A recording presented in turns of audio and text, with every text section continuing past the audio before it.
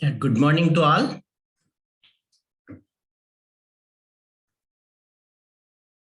I hope I am audible, right? Yes, sir. Yes, sir. Good morning, audible, sir. Yeah, good morning. So before I start, let's get the background of all the students with respect to the machine learning and as well as with respect to the image processing. This course is titled as Deep Learning for Computer Vision. Usually machine learning course is offered before this course, and then deep learning course or the deep learning for computer vision is offered. So this time this is an experiment, or this is a advantage that your batch has. So the provision for having both machine learning and deep learning together is mainly on two bases. One is MTech students, those who are taking now coursework, who are in second semester. They will not have any courses in the third semester. And usually they miss the opportunity to do deep learning courses, and that will impact in their placements and other aspects. So it would be good if you are able to, those especially want to work in this area, to have a knowledge on deep learning before you get into the placements and other aspects or project for the next semester, from the next semester. Even for BTechs, usually what happens is they will be introduced to deep learning course only in the 7th semester. And 7th semester, by the time they come to the 7th semester, even the placements and other things are also almost in process, are done to some extent. And also they will start on the project. So this is a probably a venture to see how you can absorb and how we can deliver both courses together, both machine learning course and as well as deep learning course in the 6th semester itself now for the BTech students, so that actually you will be completed with the understanding of the basic machine learning to the state of the art in machine learning, that's deep learning, and image processing to computer vision in terms of applications and in terms of hands-on handling with the real data. So this is the basis for having the both courses in the same semester. And of course, since we are trying to learn the base deep learning for computer vision directly, without directly or without enforcing or having the prerequisite of machine learning and image processing, so it will be relatively little tougher in the sense that you need to probably get the programming skills necessary to do this. Programming skills necessary for doing machine learning are relatively easier than deep learning. Analytical skills in machine learning are relatively more. Of course, even in deep learning, you need reasonable analytical understanding and as well as the domain understanding in terms of understanding the algorithms. But still, it's expected that machine learning gives you more thorough analytical understanding of it. So you need to cope up and get the essential both analytical and as well as the programming and the algorithmic and the domain aspects, okay, with these courses. That's the expectation. Just to have my understanding of you, okay, I just launched a poll. Hope you people got the poll or not. Okay, I'm launching now. Okay, I'm just launching a poll now. So I just said ML knowledge. So do you have zero ML knowledge? That means you didn't have anything. Okay, and very minimal. And took a course either by Coursera or with Android NG or NPTEL. Okay, and then taking machine learning now. So taking machine learning now assumes that so you didn't have any ML knowledge. So if you would like to opt for 2, you can opt. So taking ML now can be an independent question. Okay, and then the other, you can, do you have the provision to give 2 choices as well? Or only one you have to mark? Sir, it was single option. Single option, okay, fine. So then 0 means you are not taking ML IP course now. and then you are directly opting for a deep learning course. Okay, that's how I understand. So hope you have put them in the same way. And minimal knowledge is also same. Taking ML now means MLIP now means you are taking MLIP course. Okay, so that's not included in other things. So have you marked accordingly? Okay, so 5 more students about to give the poll.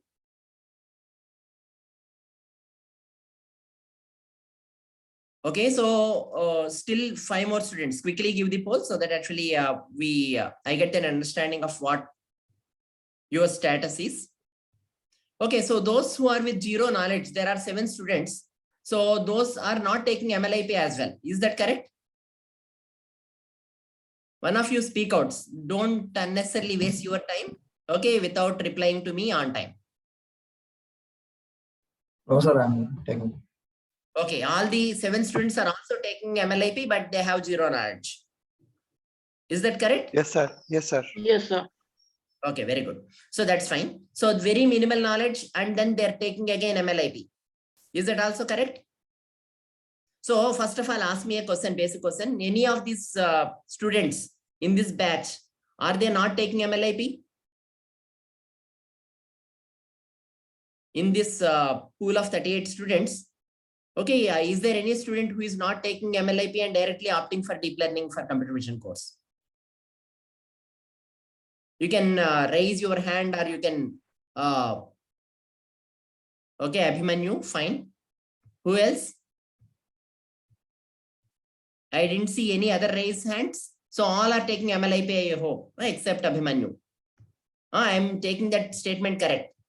Okay, so Abhimanyu and Saket. So Abhimanyu and Saket and then Suresh. Okay, 3 raised hands. Okay, Atidhi, okay. Please raise your hand so that I just want to know whether you have at least the minimal knowledge, or do you have you taken any course on ML before, ML or IP before? Yeah, the Abhimanyu, Saket and Susrish and then Atidhi. Did you people took any course on machine learning before? You can speak out. Okay. Sir, I took an ML course. Okay, Atidhi, I think, right? Who is that? Yes, Aditi, sir. Yeah, fine. So you're from computer science, you just joined for PhD, is it? Yes, sir. Fine, good. Okay. Fine. So then what about others? Somebody has messaged me. Yes, sir. I have also taken an introductory course on ML. ML. Okay. Who else? Saket. I have also taken. Okay, good. And then who else? I took it from Coursera, sir. Okay, that's fine. Anywhere is fine. Okay. So so hope all those students who are not taking MLIP have taken other courses, right? And remaining course students are also taking MLIP and taking this course, right? That's what I assume. Okay. So one alert to the students is those who are who have not taken enough ML courses and directly venturing into it, or not taken any ML course with zero knowledge, you are trying to do something here. Okay, so you take a balance between the two, in sense between MLIP course and this course. Those who can cope up with both, I think it's fine. But otherwise, I would suggest to take MLIP course. The reason being, if you are fine, if you are competent enough to learn directly with deep learning, it's fine. In sense that because it requires some kind of good understanding of machine learning knowledge as well. Okay, but if you are finding difficulty to cope up with the deep learning course, I would say that it's fine. You can comfortably take a call on going with MLIP course. Okay, and those who are mathematically competent, especially this needs 2 skills. One is mathematical skills, basic mathematics. Okay, comfortability with linear algebra, probability, and then vector calculus, or even grasping mathematical skills, not necessarily having mathematical skills. Okay, you know from your previous experience, right? So how comfortable are you with that? The second thing is on the programming skills. So here I will be giving some programming assignments. I will discuss the details of the overview of the course and other things. And I will be giving programming assignments. Typically, you can expect 4 to 5 programming assignments. So programming assignments need understanding of Python. So if you don't know Python and starting from scratch, it takes some time to know and work on them. So, and then using some of the Python or even some libraries, functions from TensorFlow, PyTorch, and so on, some deep learning softwares. And this course will also have a mini project component. Okay, so programming wise, I would say that this is intensive compared to MLIP. Okay, so MLIP course, probably you will have more analytical aspects or more working out examples and so on. Okay, here I will be discussing about the how a machine perceives or a computer perceives the real world. Okay, that's what is referred to as computer vision. Okay, and for the way in which the human perceives the real world, if you would like to impart such a knowledge to the computer, okay, so if you would like to give a vision is a, we consider vision is a, not just looking, but inferring as well. Okay, vision is an artificial or intelligent aspect. Okay, we do not look vision as such as a just seeing. Okay, seeing, observing, inferring. Okay, and then even identifying. Okay, all those aspects. Okay, so the imparting the ability of human vision through computer programming, okay, or through a sensor and analyzing the data of a sensor. Okay, mainly the image sensor or the camera or video. Okay, from that, how do we infer? How the humans infer? We may not be able to do as humans infer, but to in some aspects, the computer itself will, with the ability of the evolving or trending topics like machine learning and deep learning mainly, it will be able to do even better than humans. Okay, in some sense, better in under some sense. Okay, and in many aspects, it will not, it tries to meet or it tries to catch up. Okay, and it has certain advantages. The computer program doing from data like images or videos has certain advantages than human doing it. Okay, so we will discuss all those things. Okay, but essentially this requires very good programming. So even in evaluation, I have put 40% of the marks for programming. Okay, either let it be programming assignments or for mini projects and so on. Okay, maybe written assignments will be very minimal, 5% in that. So if we consider, okay, so the remaining 60% is only meant for understanding whole thing. Okay, and then analytical aspects, algorithmic aspects, and so on. Okay, so those who are not very comfortable with programming, okay, those who have not very comfortable in learning programming, I would suggest that it's better option for you is to go for machine learning for image processing course. Okay, so but those who are very want to very crisply capture the details, okay, and then let into the recent advancements directly, giving reasonable confidence on their skills before, okay, and then so far you are learning so far, it's fine directly to come with this course, deep learning for computer vision. So you will get all the essentials. Say for any application purpose, deep learning for computer vision is the course that you need to take. So if you would like to apply on the real data, machine learning for image processing course alone may not be sufficient. And deep learning for computer vision course alone will be sufficient if you would like to apply for many real computer vision or image processing problems through machine learning or deep learning. But however, as I mentioned, there is a, like if you learn both, you will get the advantage of understanding the basic aspects, how the machine learning has evolved. Okay, and also how the mathematical grounds for this are set. Okay, and also spend like the deep learning aspects and then computer vision aspects. So some of the aspects where the stress is given in machine learning course, I will not stress here. I will try to be minimal. Okay, and where of course there are some overlapping areas where essentially that both deep learning and machine learning courses has to focus on, like neural networks basics and neural networks. Okay, and similarly on image processing as well, there are some applications where you need to start with. Classification is the application where each of the computer vision or the image processing has to deal with. So these are the common things. So let me know if you have any questions, you can ask now. Otherwise, I will share the slides and ask a couple of questions and then discuss with you the difference between in more detail about machine learning, deep learning, artificial intelligence, okay, image processing, computer vision, all these aspects. Okay, and then I will start discussing about some of the applications that we plan to discuss in this course. And then I will bring in the theoretical aspects, essentially what is the content of the course. And of course, I will discuss on the evaluation procedure. So if you have any question, you can ask me before I move on to the subsequent discussion.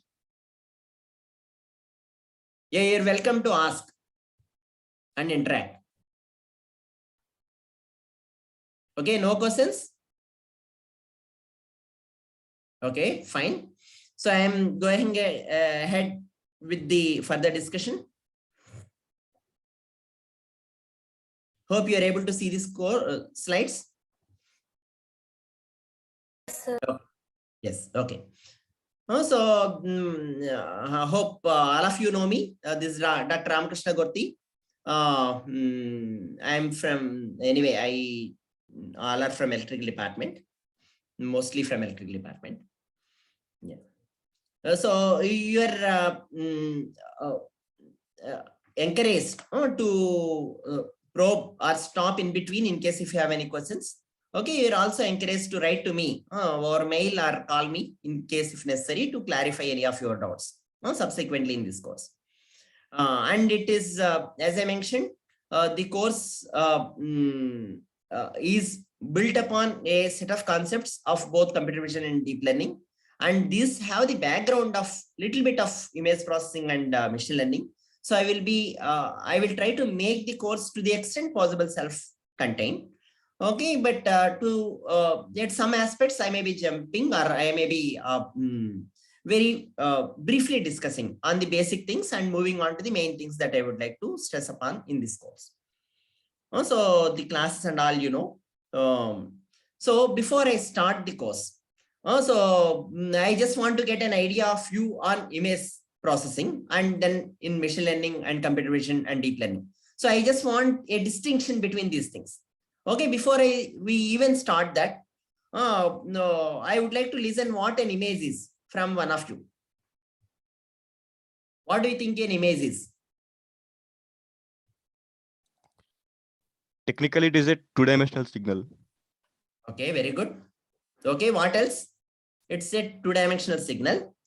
Yeah, okay. Technically. Technically, it's a two-dimensional signal. Okay.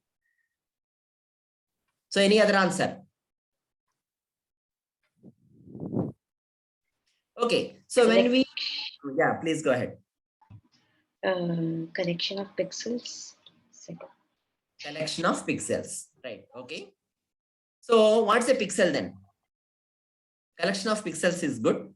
What is a pixel? Contains RGB values. Out of 24, it is given like R value, G value, and B value. Okay, very good. You can have actually each pixel is a collection of R, G, and B values. Okay, it's so what is now R value? What is B value and what is Z value? Intensity of the colors, red, green, and blue. Okay, fine. That's fine. So, but still colors means what? I can say that this is also some color and so on.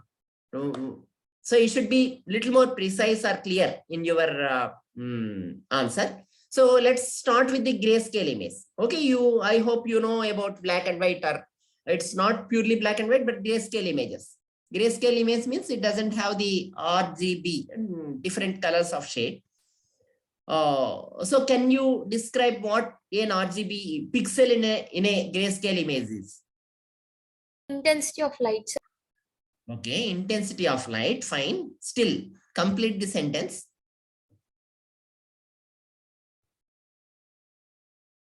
intensity of light everywhere is there. Okay. So how does it refer to the collection of pixels? You said somebody has read two-dimensional signal technically. Okay, and then I need some SMLA to answer for this.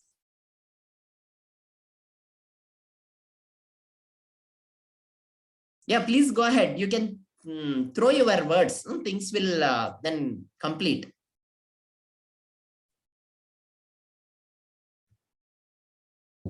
Sir, can we say that it represents the brightness of the light, like 0 represents the darkest spot and highest value represents the brightest point, that is white color.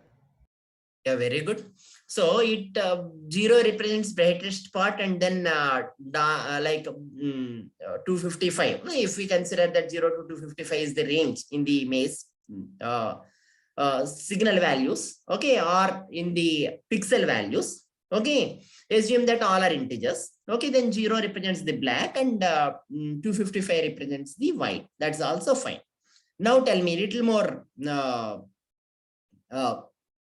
picturization of how image gets formed, or how do we interpret an image? Intensity of light at particular point XY. Okay, intensity of light at a particular point X. Point XY. And collection of such points gives you an image. Okay, collection of such points gives an image. Good. So all are correct. So essentially what happens is, if you have a CCD camera like this, okay, the CCD camera usually will have sensor elements. Okay, each CCD sensor will look at some region in space. Okay, so it may be few Okay, it may be few a centimeter. Okay, it depends upon the resolution of the camera or resolution of the CCD sensor. Okay, so it may look at few itself, and that region wherever it looks at, assume that it looks at a rectangular region. The region where it looks at, okay, it's a small region. Wherever it looks at, the light reflectance in that region is averaged and then put as a value at that CCD sensor.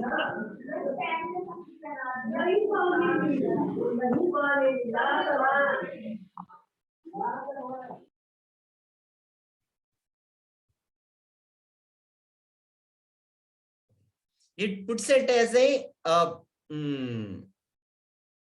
intensity value or a pixel value. Okay, like that each CCD sensor in this array of CCD sensors looks at a different regions in space. Okay, and the reflectance in that average reflectance in that region is being collected and put as a value here. Okay, so in that way, what happens in the CCD sensor, if you see, okay, there are several values or pixels. These each CCD sensor collected value or the collected average intensity in that particular region by a CCD sensor is referred to as a pixel. Okay, and then if you have actually 1000 cross 1000 CCD sensor array elements, then it is referred to as 1000 cross 1000 CCD sensor sensor elements are there. Okay, then it is referred to as 1 megapixel camera. Okay, so 1 megapixel camera will give us a 1000 cross 1000 image. Okay, so 1000 cross 1000 image is nothing but the as he said, technically it collects the intensity profile, average intensity profile in that region and puts it. Okay, so in that way, it's a kind of, it is capturing the variation, okay, in space about the reflectance, okay, or the light intensity variations in space, and capturing in terms of the average intensity values at that particular locations. Okay, so and hence it can be considered as a signal, two-dimensional signal, capturing the intensity variations of the light in 2 dimensions. Okay, and since it's a 2-dimensional, all the values capture the these values are proportional to the intensity at that region it captures. So if this whole thing is dark, then it will become 0. If the average reflectance in that region of CCD sensor it looks at is bright, then it will be 255. Okay, so and then you finally get, when you take from a CCD camera the image in the computer, what it is nothing but a 1000 cross 1000 matrix. If it is a 1 megapixel camera, okay, 1000 cross 1000 or 1024 cross 1024. Okay, for many practical reasons, they make the sensor elements powers of 2. So in that way, it will be 512 cross 512 or 1024 cross 1024 and so on. Of course, there are different other dimensions as well. Okay, 740 cross 370 and so on. Okay, so different arrangement of pixels will be there. Okay, arrangement of sensor elements will be there. So this is what an image is. So for us, image if we see, for humans, image if we see, or a scene if we see, what do we observe? And for a computer, how does it observe? This is the next question. I wish to get some answers for this. What human sees analog signal, and Okay. what computer sees is a digital version of that analog signal. Okay, very good. So it's in terms of signals, as Sairam said, what we see is we consider it as a continuous process because we don't see the break. In fact, you will be astonished, or if we know more deeply, what we do is also sampling, because the only one mind will dwell through eyes for a fraction of a second, and then it dwells through ears and then other senses. Okay, so only one mind has to capture. The capturing element is only one, but the ways or the provisions to capture are 5. Assume that. Okay, 5 senses. Okay, and then in that way, what happens? The mind is also sampling. It's not purely an analog, but still for all practical reasons, for our perception, we consider it as an analog. It's a continuous process. If I am seeing, I know that I feel that. Okay, everything is happening around me is visible to me and continuously watching or keeping track of it. Okay, so that's the one basic difference in terms of the how the data is captured or represented. Okay, what are the other things that the human vision has, or human vision versus a computer sees a image? Sir, human can identify things in the scene, whereas camera just segments it. Okay. Entities and all. Right, camera, when we are now discussing or thinking it as just image capturing only. We are not even involving any processing. Okay, we are just processing in the sense that using that data, can we do something more? That we will discuss anyway later. Okay, but for time being, what we are discussing is just we have the data with us. Okay, then the human doesn't have separately data. Okay, and we don't know exactly the way in which we perceive the things, but still we know that we can perceive which are all the objects in it. Okay, what is around us that we see. Okay, but the camera just sees it as an image.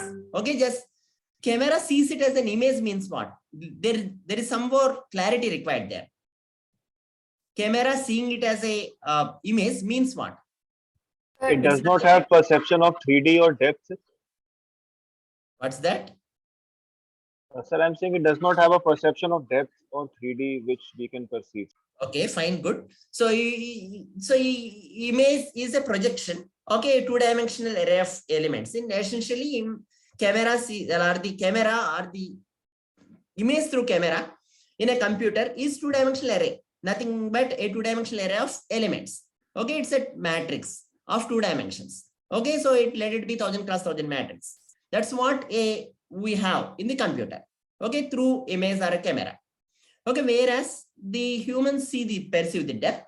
Okay, and the image when we see, it's a projection.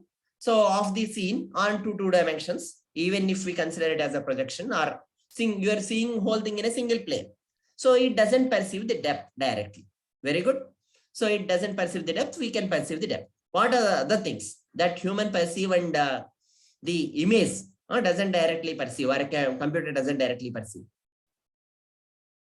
What are other aspects? Yeah, Object identification. Mm-hmm. Object identification, like if we see it, we can easily identify an object, but image is just a representation. Right, very good. So the other aspect is we identify all the objects in it. Okay, which are all trees are there, buildings are there, persons are there, and so on. Okay, we can identify. And okay, camera, when we see an image that is not directly, a computer has to make some good effort to identify it. Okay, So what else? Sir, we can see only visible light, but a computer Okay. system can also see other rays like X-rays and all. X-rays, Okay, ultraviolet. Okay, good. So based on the way the sensor is designed, computer can see many things like IR or even X-rays and so on, but the human sees only visible. But of course, the through sensors, human also can see those things. Okay. Yeah. Okay, what else? What else? Are we not doing anything more with the vision?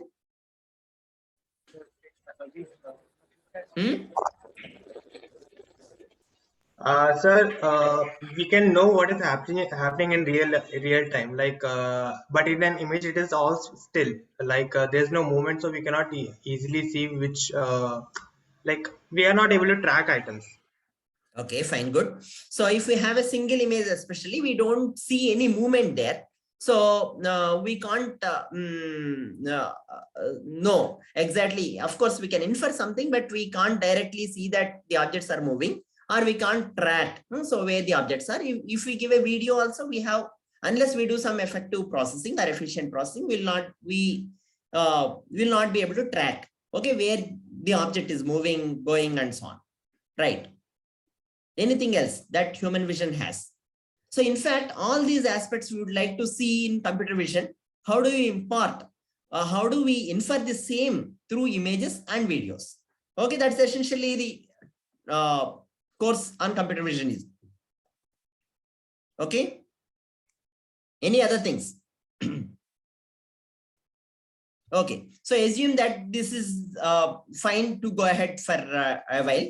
So as we discussed, an image for us is directly the inference that we see. Okay, we don't in fact know what the intensity values here are. Is it not? Humans, if you ask me what is the intensity here, I think we can't quantify.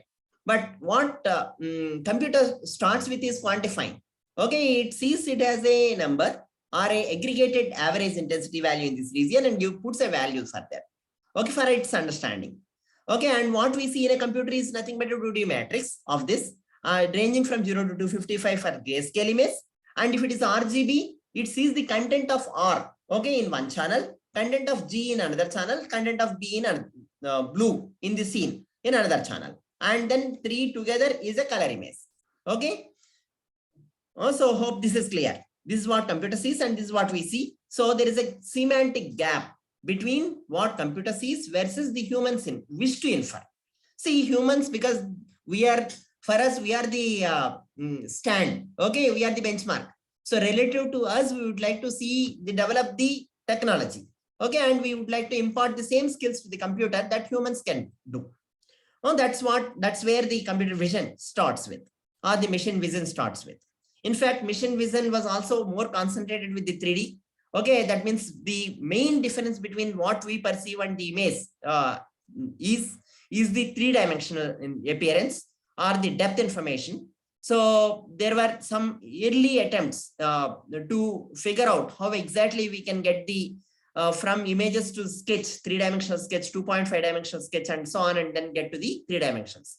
Of course, parallelly, there was evolution on processing the images to know the information more clear, to have the information more clear, to infer from images.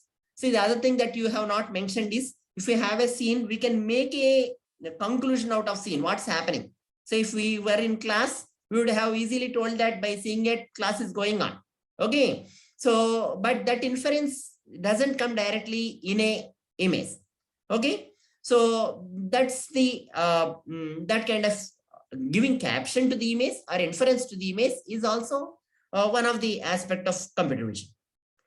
See here, so the problems may be many with this. So real world application, if we see, so in many of the industries, if we would like to do automation anywhere, we need to essentially identify a particular object. We need to count a particular number of objects in from the image, and we need to like recognize a particular object or a person.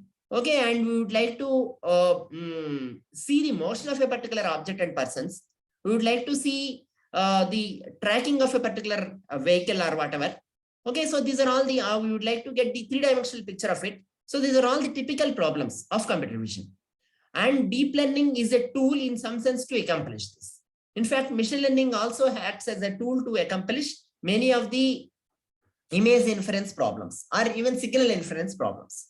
Okay. So from the signal, if you would like to infer something, okay, can I do something?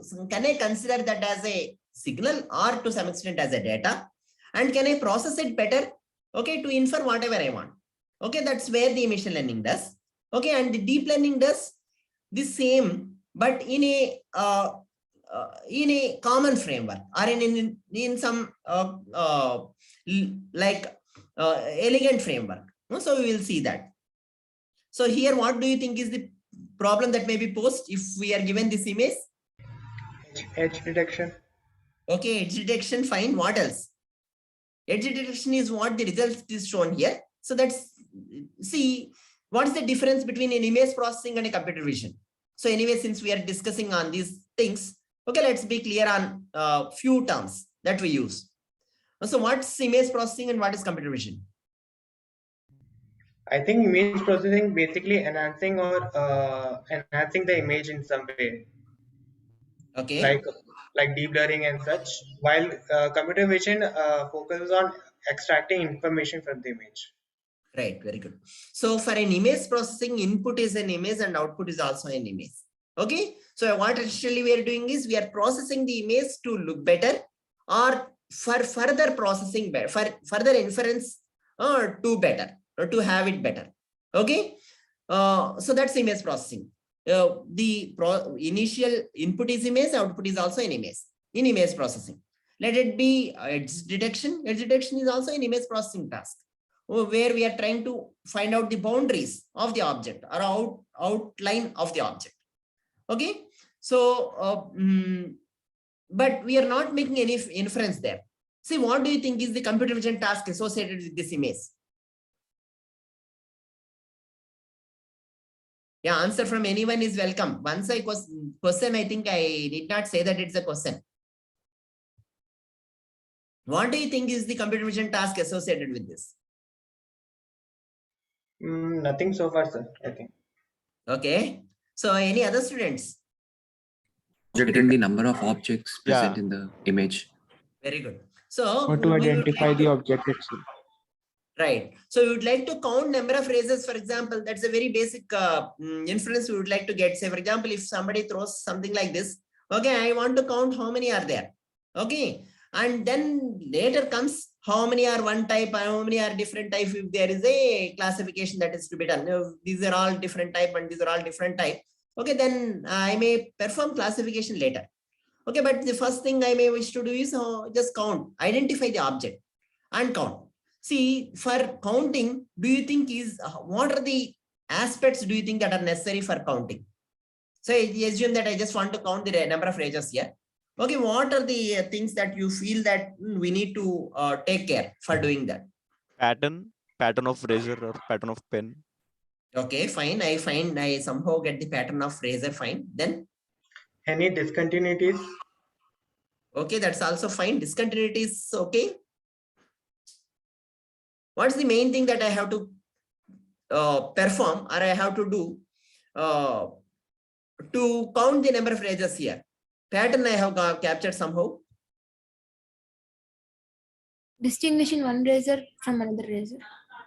Okay, but that's fine. So distinguishing one razor from other razor, but even before that, I have to have something else. Edges. Okay, just assume that I have got edges. See, you should think in terms of computer now to understand and make it work in terms of us. Okay.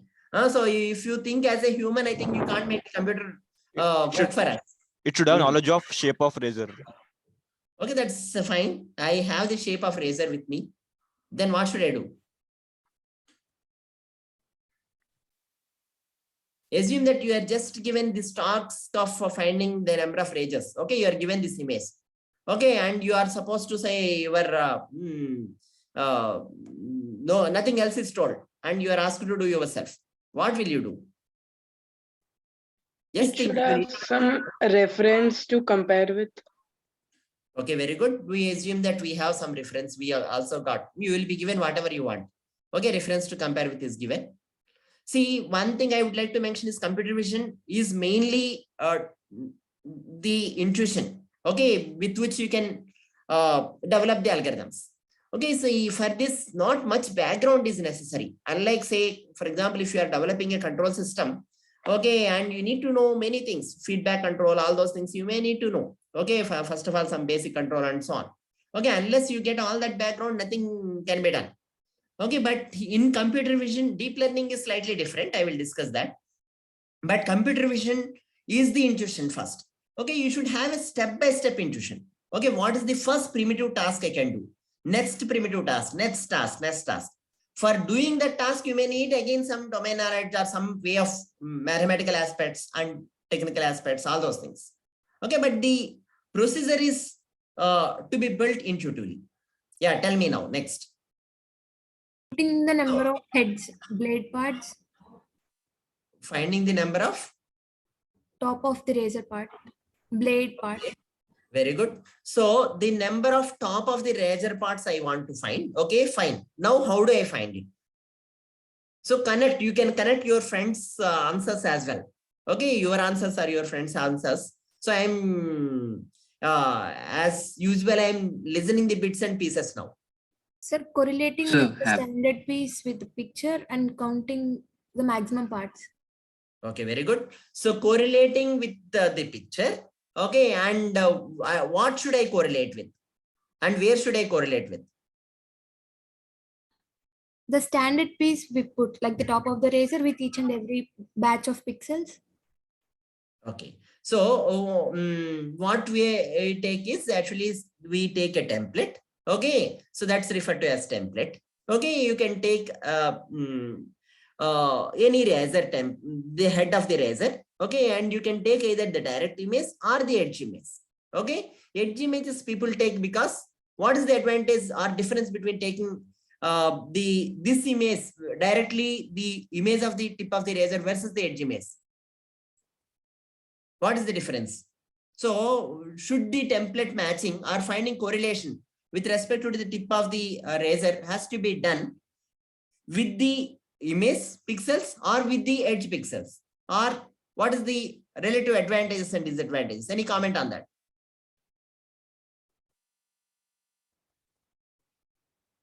Sir, I think we are just concerned with the shape, right? So the edge map here just gives that exactly, and it's so I think that would be better.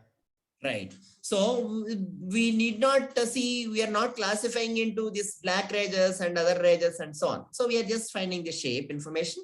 So edge is good enough. So we take the edge of this. And then what we want to do, we want to find out the correlation. Correlation, I hope all of you understand, right? What's correlation? So X and Y are two vectors. Assume that. Okay, how do you define correlation between X and Y vectors? Multiply them element by element and then taking the entire sum. Okay, so X and Y vectors you tell first. Then we will discuss on the image. It will be X transpose Y. Very good. So the correlation between X and Y is nothing but X transpose Y.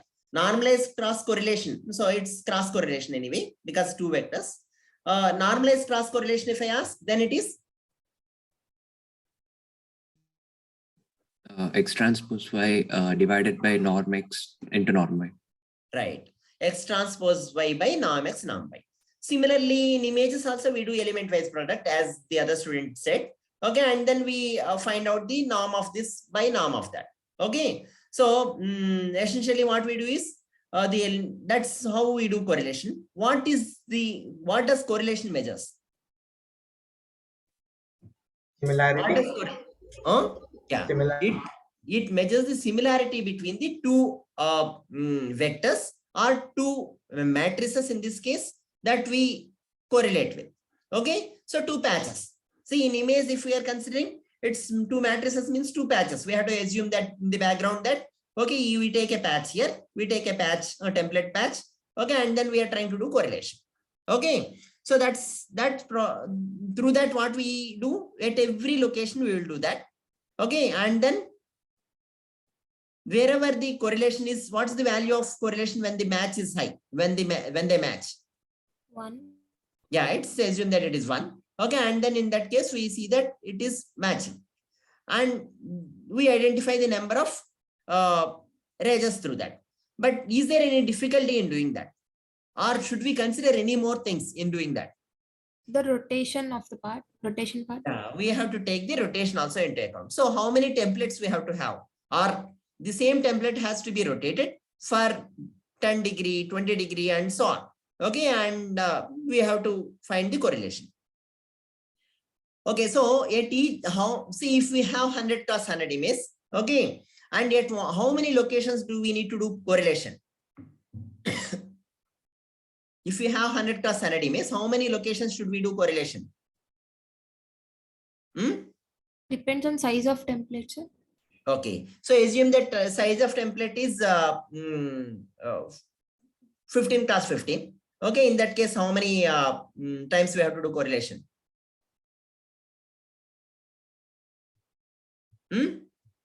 See, should I want to correlate at each location or not? Should I just say with overlap or without overlap? We can decide. See, if I put a patch, a template here, I may wish to put it exactly next pixel also, because the tracer may be with a shift of very small shift.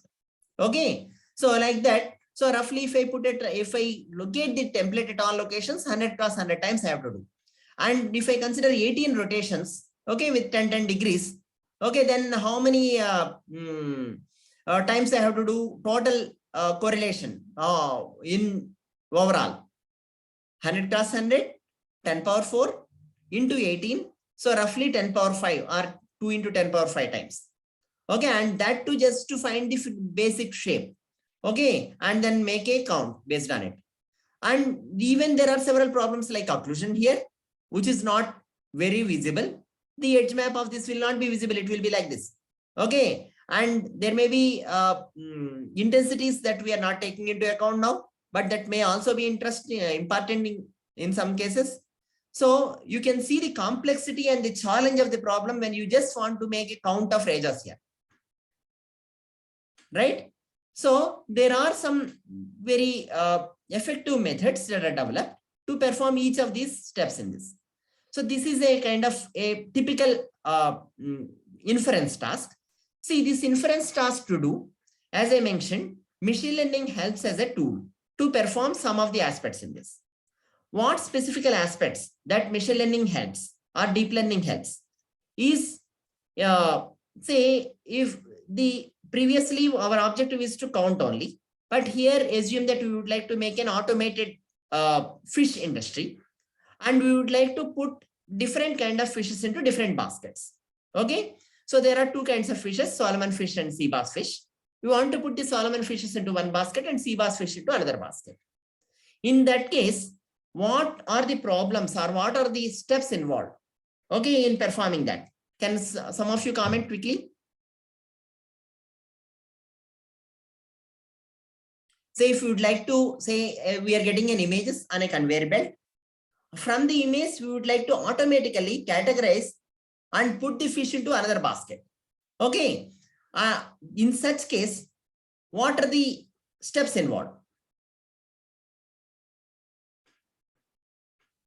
Okay, no ideas? Yeah. Sir, I think first we have to remove the background and all such to compare it with the reference images.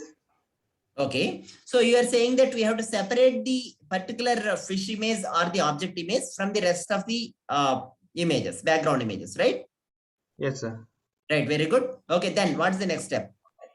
Then I think we can, if I wanted to go to specifics, you can rotate into a particular orientation we have set. Very good. So we need to put this into same orientation because all of them I want to put in like categorize. Okay, after putting into same orientation, then what's the next step? I think then we can compare it with other reference images we have. Okay, so the next question is, comparing means every time is it template matching or the correlation, or do you think anything more is required? Sure, we can compare parts of fish. Right. Like, so you may need to sometimes find out which attributes will describe that object better. Say human face, for example, eyes, nose, and so on. Okay, a fish, for example, the length, width, and fins, average intensity, and so on. So these are referred to as features. So we need to extract an appropriate features for a particular task. Okay, and use those features on to compare, make the comparison better. Assume that I have done the feature extraction. Then the next step is what? Put into different baskets, comparing you are saying. So verbally comparing means what? Say if I have thousands of images here, if I have a single image here or one template here, I need to compare 1,000 times, okay, to take a decision of this putting into one of the category. Out of this 1,000, assume that 500 are from one class, another 500 are from other class. Okay, so in that case, what is happening? I need to label initially to get a training data for putting this one fish into either of these two classes. Okay, so this all has to be done in background.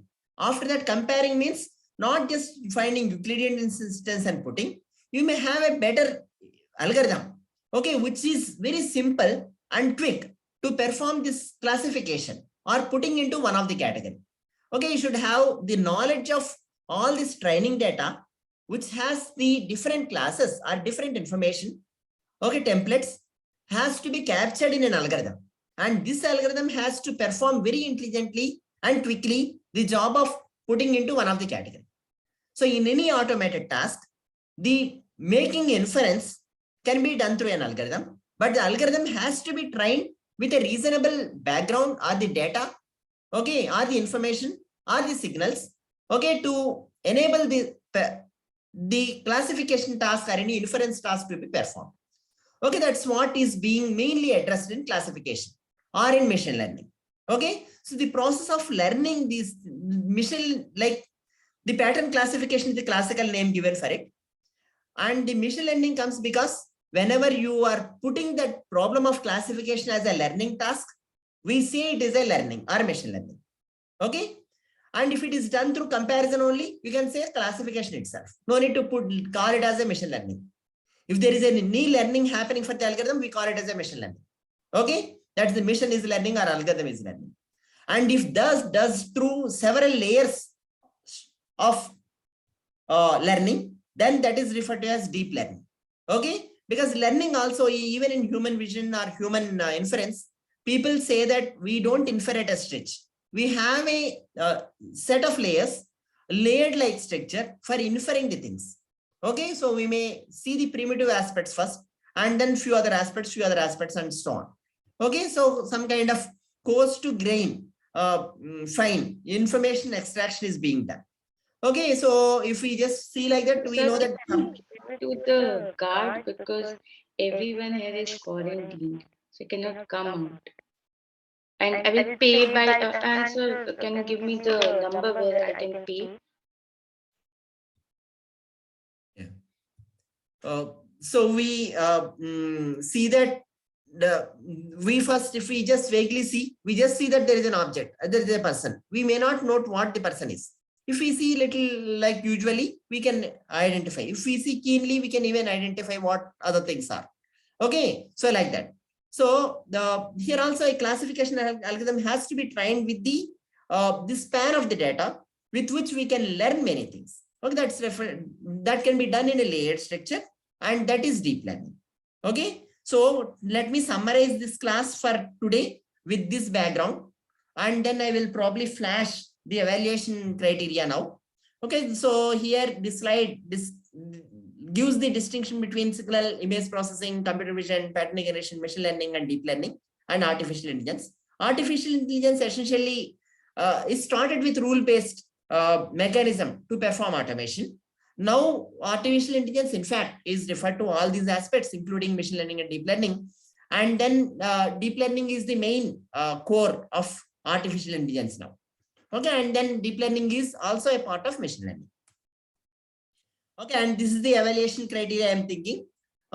Quiz 1 15% and quiz 2 20%, and final exam 35% evaluation, and then programming assignments and some class tests possibly 20%, and then mini project for 20%. Okay, So if you have any questions on any of these things now, you are welcome to ask before I conclude the class. Sir, quiz means do they contain objective type questions or 3 questions? Yeah, it can contain both. Okay. Yeah. Sir, this doesn't total to 100%, sir. This does for 100%, right? Am I correct or not? Correct. So what is the, oh, 110% it's doing, is it? Yes, 50 sir. plus. Yeah, fine. Okay. So let us see then this also, let's make 15% and this is also, let's make 15%. So these two, let's make 15%.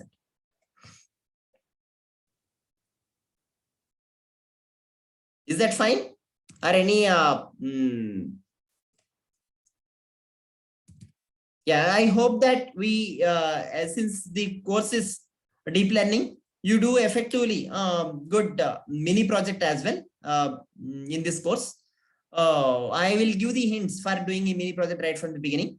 So if we are, if you people are spending more time here, we will give more credit for this and little lesser credit for this. So we can take a switch over between these 15% or 20% later. Okay, that we will take care later, based on how we evolve or how you spend time. Okay, so any quick comments or the questions before I conclude the class? Sir, will quiz contain the program, something like that? Quiz and exam? No, Do they no, contain- quiz and exams doesn't contain programs. Okay, no, quizzes and exams are descriptive. Sir, any particular editor or IDE you would suggest for Python coding? Any Particular IDE or editor for Python? editor for you are asked? Okay, you are asking the environment No, for programming, sir. Yeah, I think will give you details on it. So in fact, Sumant and Vamsi will be acting as teaching assistants or TS for this course, including Suravardhan for any aspects. So they will give you an outline on the on these aspects. So we'll probably have the first programming assignment not too late. Okay, before that they will give the idea of which platform is better. Okay, sir. Yeah, any other questions? Okay then. So based on the details I have given, you can take a call on continuing in this course and as well as the other course. So what I would suggest is those who would like to take this course, take up reasonably seriously, because this will be helpful for both your learning, faster learning, because this is a course put on a semester ahead, and also to have you good understanding of the areas that we are discussing. Thank you.